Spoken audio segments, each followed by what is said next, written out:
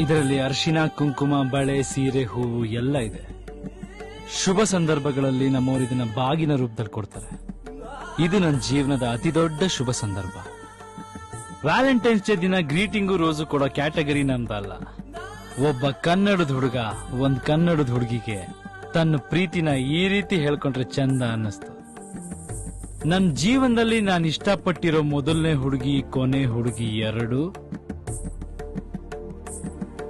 ಇವತ್ತಿಂದ ನಾವು ನಿಮ್ಮವರು, ನೀವು ನಮ್ಮವರು.